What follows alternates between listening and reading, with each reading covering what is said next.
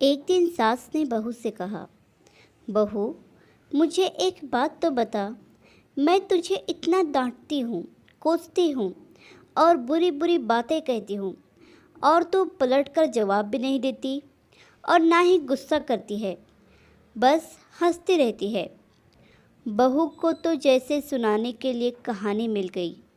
कहने लगी, माँ जी, आपको एक बात बताती हूँ। जब मैं छोटी थी तो मुझे हमेशा ऐसा लगता था कि मेरी माँ मेरी सगी माँ नहीं है, क्योंकि वह मुझसे घर के सारे काम करवाती थी। कोई काम मुझसे गलत हो जाता तो मुझे डांट भी पड़ती और कभी कभी तो मार भी पड़ती।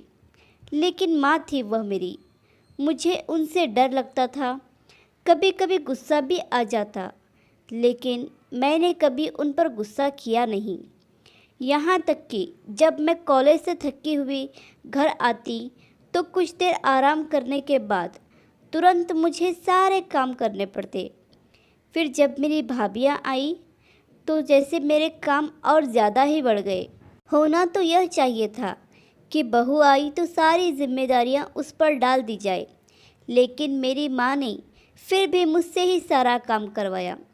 कभी कभी तो भाभियों का काम भी मुझसे करवाए और कहती, कर दिया करो, कुछ नहीं होगा, तुम्हें ही आसानी होगी जब तुम अपने ससुराल जाओगी।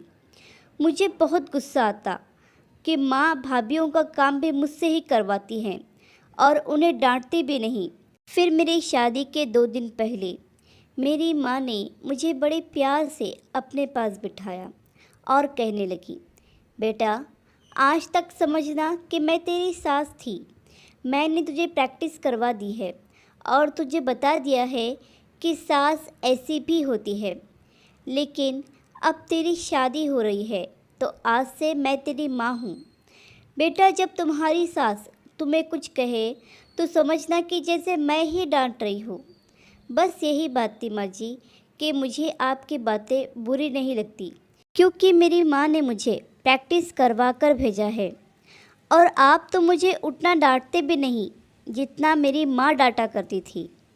इतना कहकर बहू हंसते हुए किचन में चली गई और सास सोचते रह गई, क्या सच में बेटियों की प्रशिक्षण ऐसे ही करना चाहिए। आशा करती हूँ कि कहानी आपको पसंद आई होगी। कहानी पसंद आई हो तो लाइक, सब्सक्राइब और शेयर करें, और इस कहानी पर आपकी क्या राय है हमें कमेंट करके ज़रूर बताएं।